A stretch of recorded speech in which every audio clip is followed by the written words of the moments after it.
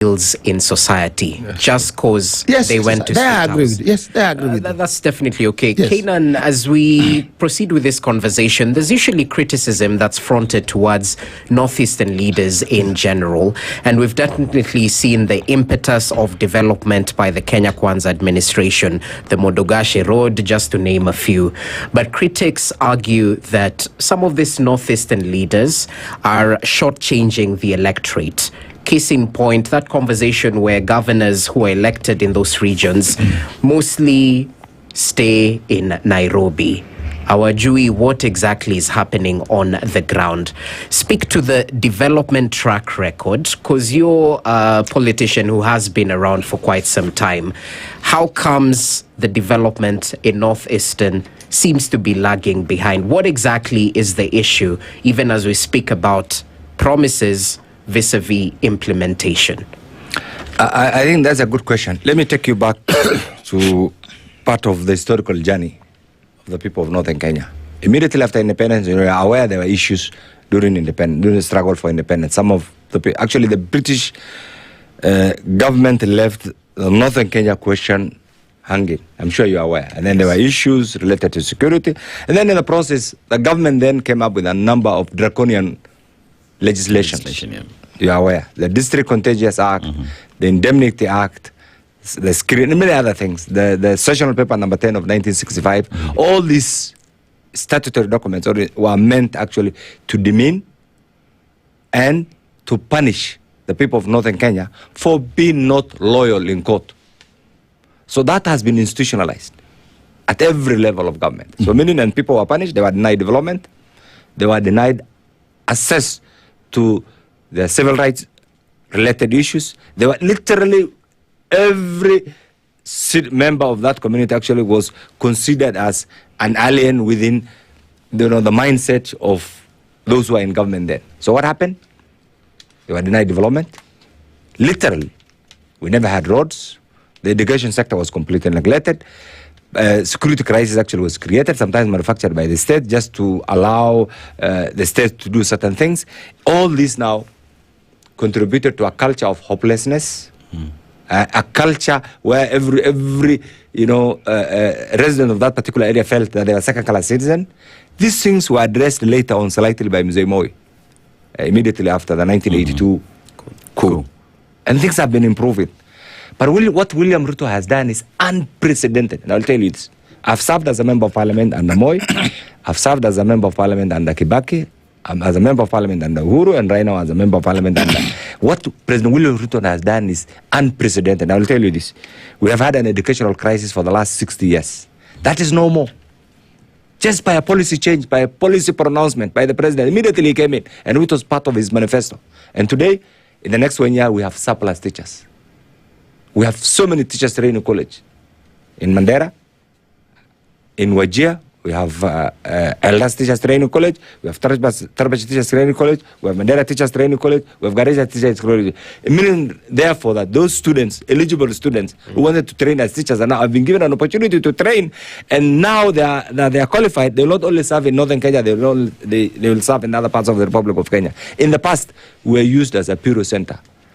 They'll create vacancies, employ people, purport to post them to Northern Kenya, create a security crisis, and then take them back to their villages.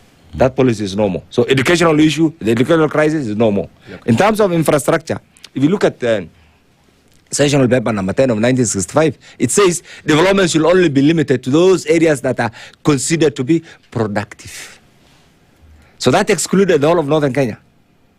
That has been revised, and that document has now been rubbished. Of course, courtesy of the current constitution, which brought about devolution and other changes.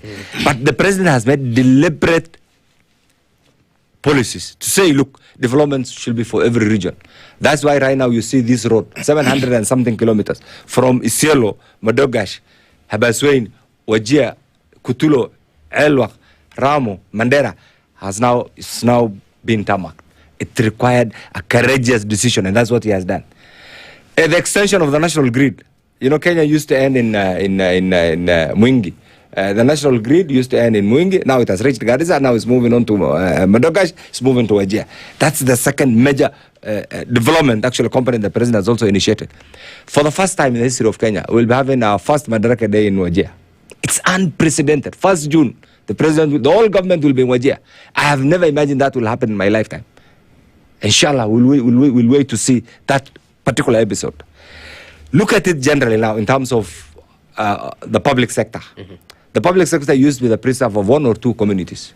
The public sector right now is the face of all the communities of the Republic of Kenya. If you look at it, of course, it may not be 100% what we expect, but there is a gradual improvement. Now come back to the issue of leaders. You see, look at the countdown to our constitutional changes. My friend here is a lawyer. We have had a number of constitutional amendments since the British left.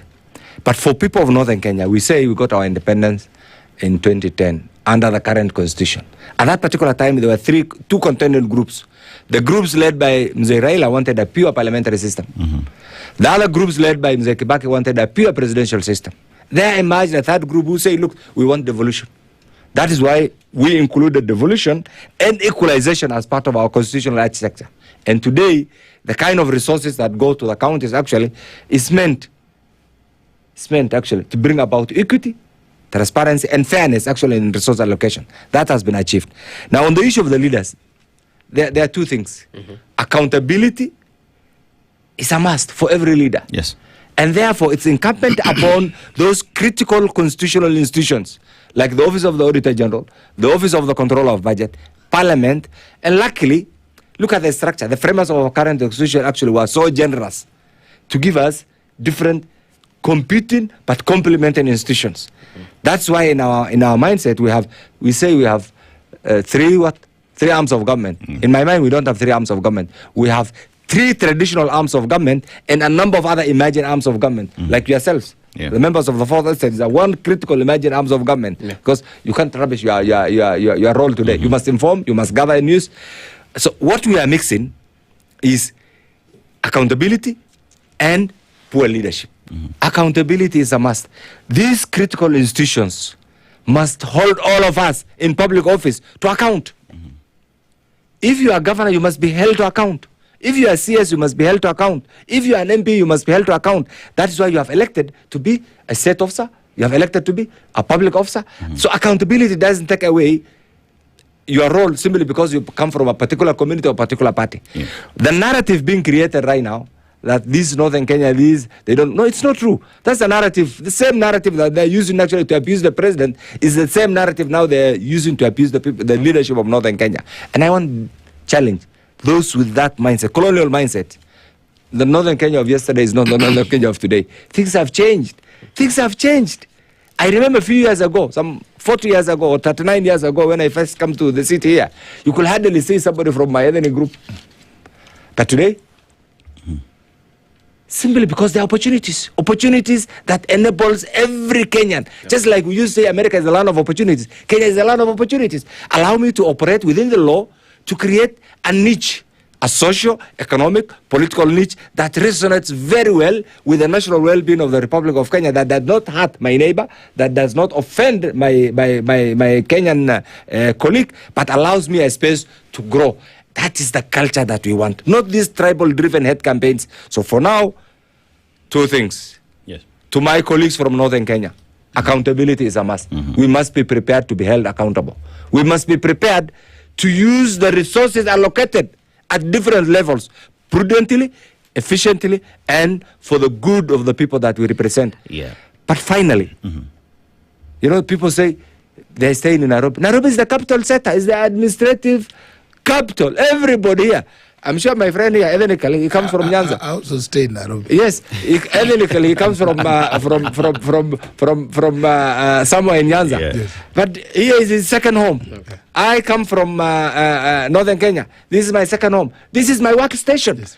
I have offices here. I also have an office in the constituency. So for somebody to come and tag the governors, yes, they have offices in their respective counties. They have offices in Nairobi. So for somebody now to criminalize, some of the things, my friend, it, border on xenophobia. You know the kind of things that have been promoted. Yes. So please separate accountability and hatred towards particular individuals of certain ethnic groups. I want to bring in Ambrose. Yes. Ambrose, we've